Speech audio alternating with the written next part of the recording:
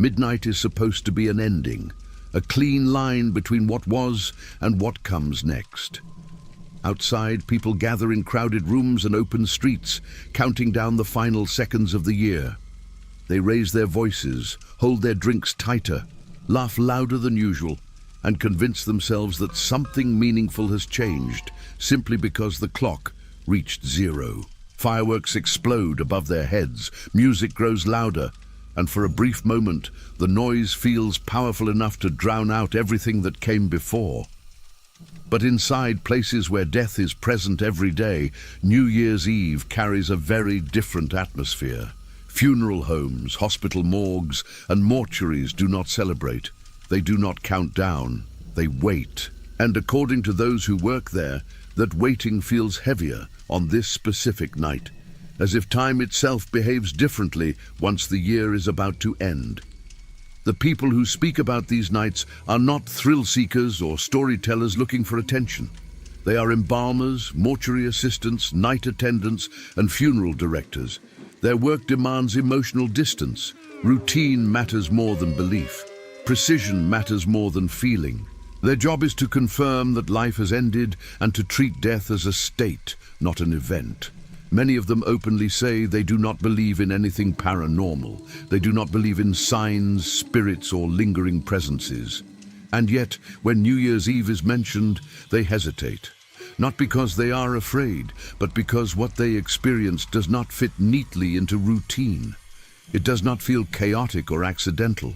It feels deliberate, measured, as if the moment itself carried importance beyond what they were prepared to explain.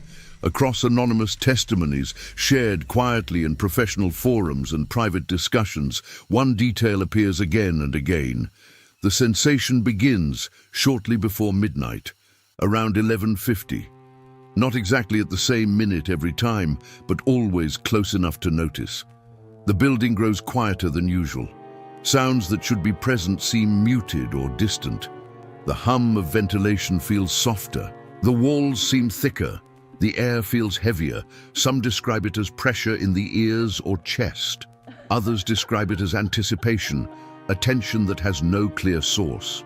Not fear exactly, but the uncomfortable sense that something is waiting. Not watching, waiting. Waiting for the year to change. A mortuary technician from the UK described his first New Year's Eve shift as uneventful at first. He had worked dozens of night shifts before and expected nothing unusual. 3 bodies were present that night, all verified and prepared earlier in the evening.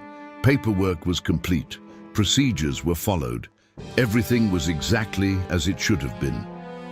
At 11:55, he noticed the silence.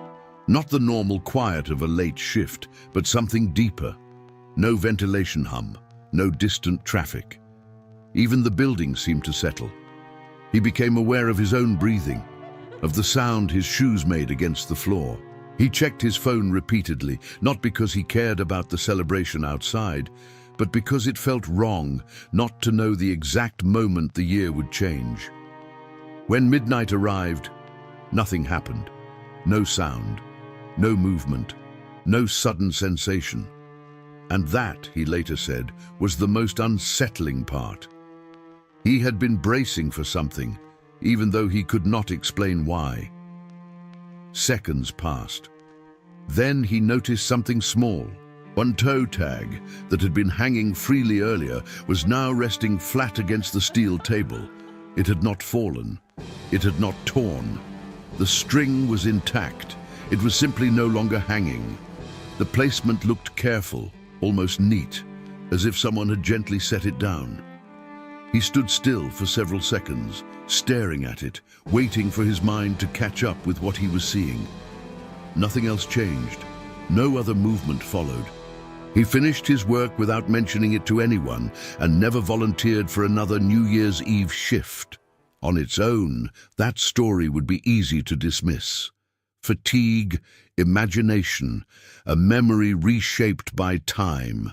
But similar details appear in other accounts from different countries, different facilities, people who never communicated with one another. The same timing, the same restraint, the same sense that the change occurred exactly when the year turned. In the United States, a hospital morgue attendant described working a double shift through New Year's Eve. He had been tired before, exhausted even, but this felt different. At 11:59, he felt sudden pressure in his ears, similar to the sensation of descending in an elevator. His first instinct was to swallow, to clear it. Before he could, the year changed. The pressure stopped instantly. He felt brief relief. Then he heard movement, not footsteps, not breathing. A slow, deliberate sound, like fabric adjusting against metal. He stood still, listening, waiting for it to stop. Security footage later showed nothing visually unusual. Bodies remained still. Doors did not move. But the audio captured something strange. For exactly 9 seconds after midnight, the room registered a low-frequency sound that technicians could not clearly identify. It was not mechanical. It was not electrical. No explanation was ever added to the report. The attendant quit within a month. When asked why, he said he realized he did not want to be present if it ever decided to do more than adjust. Psychologists often explain experiences like these as heightened sensitivity during symbolic moments. Anthropologists refer to midnight as a liminal threshold, a point where the human mind becomes more alert to uncertainty and transition.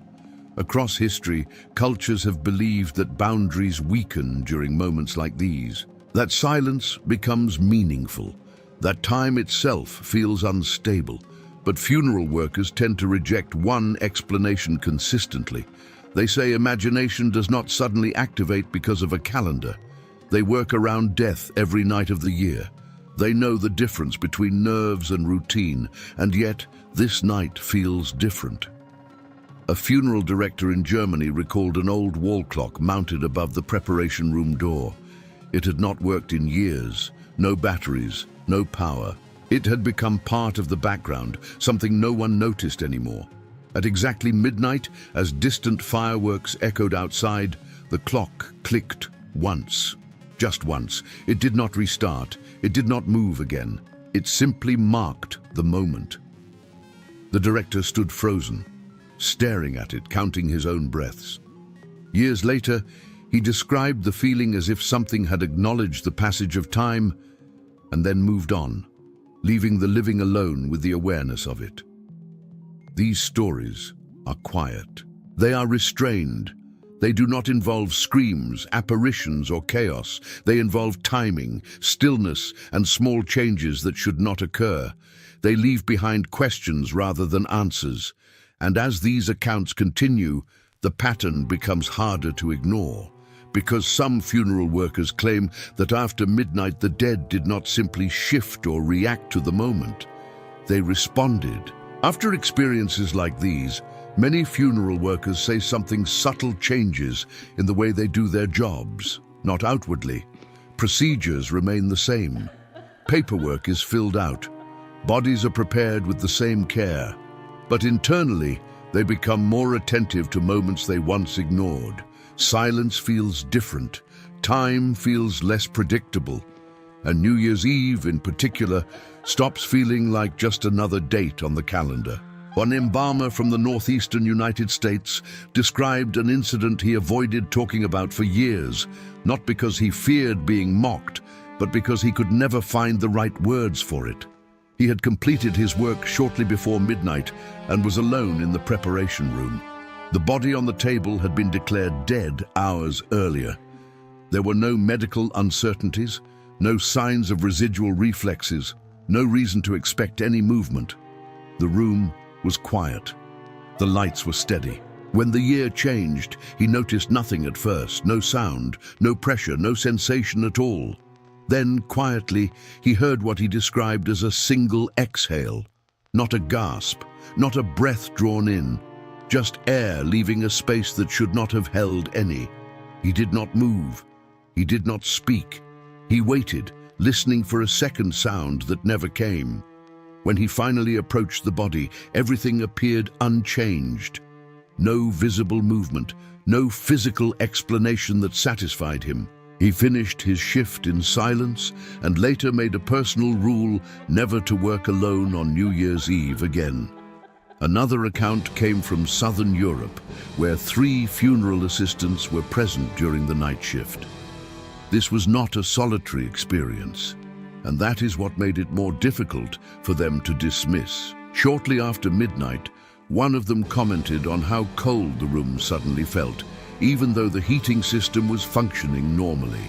Another mentioned that the lights seemed dimmer, as if the room had lost some of its clarity. Then the third assistant asked a question that immediately ended the conversation. He asked if anyone else had heard the whisper. None of them could agree on what was said, only that it was close, not from a hallway, not from behind a door, but from somewhere nearby, low and controlled, as if whatever made the sound was careful not to be noticed. They finished their shift without speaking about it again. In the following years, all 3 quietly avoided New Year's Eve assignments without ever explaining why. Facilities with surveillance systems often provide the most unsettling accounts, not because cameras capture something obvious, but because they don't. Several workers described reviewing footage after strange incidents, expecting to see some clear explanation. Bodies remained still. Sheets did not move. Doors stayed closed. Nothing appeared out of place. But when audio was examined more closely, anomalies appeared. Brief changes in ambient sound. Low vibrations that did not match any known equipment. In one case, a technician noticed that the audio waveform spiked exactly at midnight and then flattened unnaturally, as if the room itself had gone silent for a fraction of a second longer than expected. No equipment malfunction was documented. No maintenance issue was found. The moment remained unexplained. From a psychological perspective, this is usually where most explanations stop. The mind reaches for order, stress, suggestion, fatigue. But funeral workers tend to reject these answers. They argue that fatigue leads to mistakes, not consistent timing. Suggestion creates confusion, not similar experiences across unrelated locations. What unsettles them most is not what happened, but when it happened. Again and again, the same moment, the same pause, the same restrained response to the turning of the year. One retired funeral director described it in a way that continues to circulate quietly among professionals. He said that for most of the year, death feels final and distant, like a door that has been closed and locked, but on New Year's Eve, especially at midnight, it feels temporarily unfinished, as if something lingers just long enough to notice the transition. He was careful with his language. He never mentioned spirits or souls. He simply said that the dead felt closer for a brief moment, not emotionally, but spatially, and then the distance returned. Another worker described reviewing paperwork after a New Year's Eve shift and realizing he had written the wrong date on multiple forms. Not because he was confused, but because his sense of time felt disrupted. He remembered thinking that the year had not fully changed yet, even though the clock said otherwise. Others described similar sensations, as if the moment of midnight did not pass cleanly, but stretched slightly, long enough for something else to register it. What makes these accounts unsettling is not fear, but restraint. Nothing attempts to frighten. Nothing announces itself.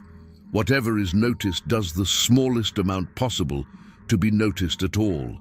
A sound, a shift, a pressure, a response to time itself, and then silence. As if a boundary was crossed, acknowledged, and immediately respected. Most of the people who experience these moments continue their work. They handle death with the same professionalism they always have. They do not become obsessed. They do not tell dramatic stories, but many of them quietly avoid New Year's Eve shifts when they can.